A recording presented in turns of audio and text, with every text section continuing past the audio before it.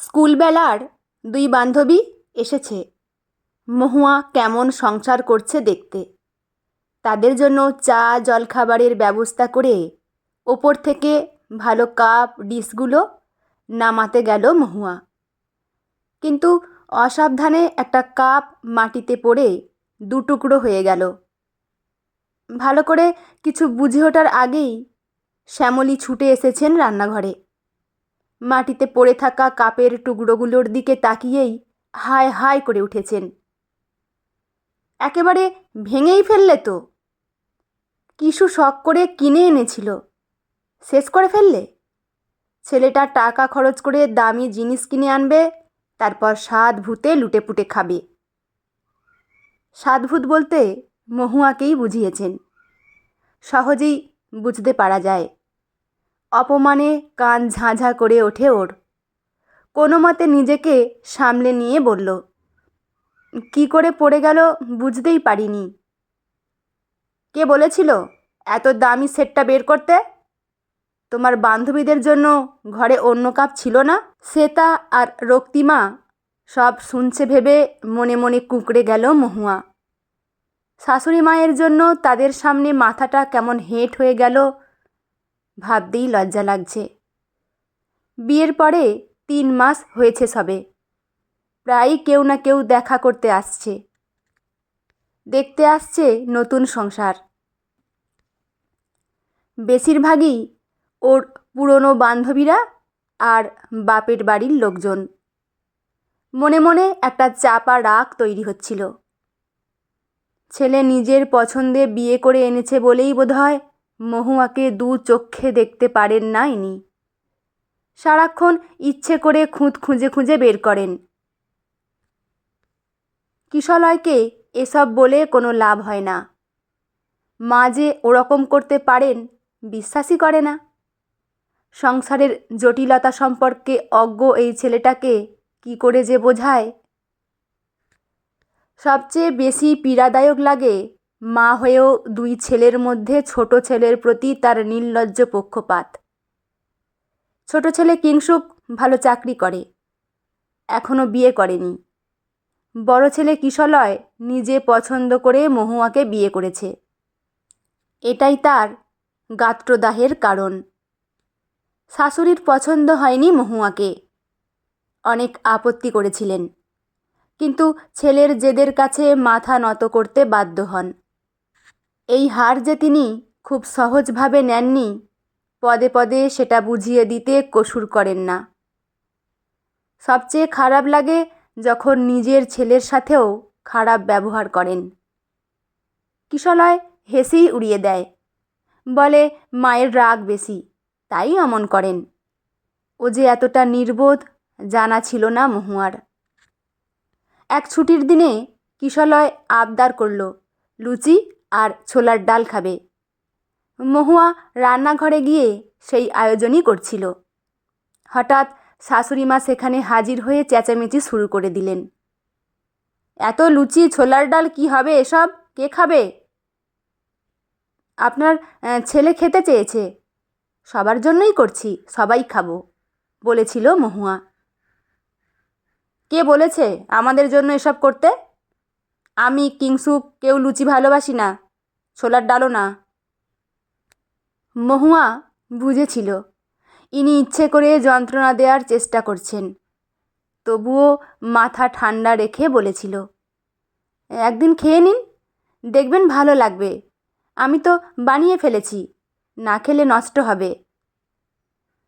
জিজ্ঞেস করেছিলে বানানোর আগে?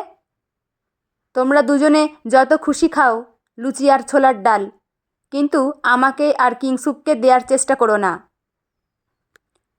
মহুয়া আর কথা বলল না। রাগ চেপে কিশলয়কে খাবার দিতে গেল। খাবার দেখে কিশলয় বলল, মাকে দিয়েছ? কিশুকে? ওরা খাবে না, ঠান্ডা গলায় বলল মহুয়া। খাবে না মানে? জানো লুচি ছোলার ডাল কত ভালোবাসে কিশু? মহুয়া স্তম্ভিত। মহিলা এত মিথ্যা কথা বলেন কি করে? রান্নাঘরে গিয়ে দেখল শ্যামলী কিছু একটা রান্না করছেন। সম্ভবত নিজের জন্য আর ছোট ছেলের জন্য অন্য খাবার বানাচ্ছেন। আপনি আবার খাবার বানাচ্ছেন কেন?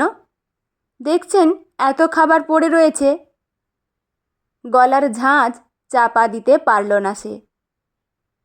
আমরা ওগুলো খাই না। শ্যামলী নির্বিকার। আমি কিংসুককে দিয়ে আসছি, আপনি যা খুশি করুন। শীতল গলায় কথাগুলো বলে মহুয়া দেওরের জন্য প্লেটে খাবার বাড়তে গেল। শ্যামলী শূন্য দৃষ্টিতে দেখছিলেন। এবার ছুটে এসে মহুয়ার হাত থেকে প্লেট কেড়ে নিয়ে ডাস্টবিনে ফেলে দিলেন সব খাবার। মহুয়া কোনো মতে বলল, এটা কি করলেন? বেশ করেছি, আমার ভাগেরটাও ফেলে দিও, নির্বিকার গলায় বললেন শ্যামলী। মহুয়া সেদিনই কিশলয়কে বলল, আমি আর পারছি না এখানে থাকতে। তোমার আত্মসম্মান বোধ কম হতে পারে, কিন্তু আমার নয়। এইভাবে এখানে থাকতে পারবো না, অন্য বাসা খুঁজে নাও তুমি। বলা বাহুল্য, কিশলয় সহজে মানতে চায়নি। অনেক বোঝানোর চেষ্টা করেছিল, কিন্তু মহুয়া জেদ ধরেছিল। শেষ পর্যন্ত কিশলয়কে অন্য জায়গায় উঠে যেতেই হলো। এই 8 বছরে অনেক কিছু বদলে গেলেও মহুয়ার মন বদলায়নি। ও এখনও ক্ষমা করতে পারেনি শাশুড়িকে। তিনিও কঠিন মহিলা। কিশলয় ওই বাড়ি ছেড়ে আসার সময় একবারও আটকানোর চেষ্টা করেননি, বরং কিংসুকই একটু চেষ্টা করেছিল আটকাতে। কিংসুক বিয়ে করেছে বছর 2 হলো। বউটা নাকি একেবারেই ভালো হয়নি, মাকে অনেক কষ্ট দেয়। আর সেটা জানার পর থেকেই মাকে নিজের কাছে নিয়ে আসতে মরিয়া হয়ে উঠেছে কিশলয়। মহুয়া মনে মনে খুশি হয়েছিল শাশুড়ির হেনস্থার খবর কানে যেতে। কম জ্বালায়নি তো, এবারে বুঝছে ঠেলা। খুব তো কিসু কিসু করে মরত, সেই কিছুই এখন বইয়ের কথায় মাকে অপমান করার আগে 2 বার ভাবে না। বেশ হয়েছে, এই আঘাতটা প্রাপ্য ছিল তার। মহুয়াকে যতটা যন্ত্রণা দিয়েছেন সবটাই সুদে আসলে ফেরত আসছে। কিন্তু কিশলয় তো পাগল হয়ে উঠেছে মাকে নিজের কাছে নিয়ে আসবে বলে। ওর মতো আহাম্মক আর দুটো দেখেনি মহুয়া। শাশুড়ির হেনস্থার খবরে মনটা দিব্যি ফুরফুরে হয়ে উঠেছিল। কিশলয় সব মাটি করে দিতে চাইছে। কিশলয় জিজ্ঞাসু দৃষ্টিতে তাকিয়েছিল বইয়ের দিকে, কিন্তু সেদিক থেকে কোনো সাড়া আসছে না। এক মনে নিজের কাজ করে চলেছে মহুয়া, যেন কিছুই শোনেনি। একটু অপেক্ষা করে অধৈর্য হয়ে কিশলয় বলল, বললে না যে কিছু? কি বলবো, হাতের কাজ করতে করতেই জিজ্ঞেস করলো মহুয়া। মাকে এখানে নিয়ে আসবো কি না? যা ইচ্ছা করো। এভাবে বললে বুঝতে হবে তোমার ইচ্ছে নেই। মা কিন্তু ওখানে খুব কষ্টে আছেন মৌ। তাতে আমি কি করব? যেমন কর্ম করেছেন তেমন ফল পেয়েছেন। এই কষ্টটা ওনার প্রাপ্য ছিল। ফুঁসে উঠেছে মহুয়া। মা কষ্টে আছেন আমি তাকিয়ে তাকিয়ে দেখব? কতদিন আর বাঁচবে মা বলো তো? তুমি যা ইচ্ছা করো, আমাকে এ ব্যাপারে আর কিছু জিজ্ঞেস করবে না। আমি তাকে কখনো ক্ষমা করতে পারিনি, আর পারবও না। তিনি যে অন্যায় আমাদের সাথে করেছেন কিছুই ভুলিনি। কিশলয় মন স্থির করতে পারছিল না। একদিকে মহুয়ার রাগ, অন্যদিকে মায়ের কষ্ট। দিশাহারা কিশলয় একটা রাস্তা খোঁজে যাতে সবাই ভালো থাকে। 3 দিন হয়ে গেল শাশুড়ি মা এসেছেন। মহুয়া যতটা সম্ভব কম কথা বলে তার সাথে। 5 বছরের বুবলি অবশ্য খুব খুশি ঠামুকে নিজের কাছে পেয়ে। ভদ্রমহিলাও বেজায় খুশি নাতনির সঙ্গ পেয়ে। কৃতকর্মের জন্য তার একটুও অনুতাপ আছে বলে মনে হয় না। কিংসুকের সংসার থেকে বেরিয়ে এসে বেঁচে গেছেন, দিব্যি আছেন হেসে খেলে। তার খারাপ ব্যবহারের কারণেই যে কিশলয় বাড়ি ছেড়ে বেরিয়ে এসেছিল ভুলেই গেছেন। ভুলে গেছেন নাকি ভুলে যাওয়ার ভান করছেন রাগ হলেও চুপ করে থাকে মহুয়া। আজ ছুটির দিন, কিশলয় বাড়িতেই আছে। সকালে কি বানাবে জানতে চাইলে কিশলয় বলল, মাকে জিজ্ঞেস করো, মা যা খেতে চাইবেন তাই বানিও। কিশলয়ের অসহ্য ন্যাকামি আবার শুরু হয়েছে। শাশুড়ির সঙ্গে কথা বলতেই ইচ্ছে করে না। বুবলিকে পাঠালো ঠামুর কাছ থেকে জেনে আসবে কি খাবেন। একটু পরেই বুবলি লাফাতে লাফাতে এসে বলল, ঠামু বলেছে লুচি আর ছোলার ডাল খাবে। চমকে উঠল মহুয়া।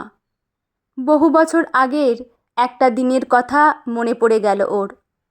তবে কি সেই দিনগুলোর স্মৃতি তাকেও খোঁচায়? বহুদিন আগের এক অপরাধ স্খলন করতেই বুঝি আজ লুচি আর ছোলার ডাল খেতে চাইছেন। খাবার তৈরি করে শাশুড়ির কাছে নিয়ে গেল মহুয়া। তিনি আগ্রহ করে খেতে শুরু করলেন। মহুয়া স্তব্ধ হয়ে দেখল তার চোখ বেয়ে জল গড়িয়ে পড়ছে। দহনের আগুনে পুড়ে শুদ্ধ হয়ে উঠেছেন মহিলা। এবারে হয়তো মহুয়া মাপ করতে পারবেন ওনাকে। বন্ধুরা, গল্পটি এখানেই সমাপ্ত। গল্পটি আপনাদের কেমন লাগলো অবশ্যই কমেন্ট করে জানাবেন। লেখা মাধবী ভট্টাচার্য, পাঠে আমি রিমি। দেখা হচ্ছে পরের কোনো গল্প নিয়ে। ভালো থাকবেন সবাই। ধন্যবাদ।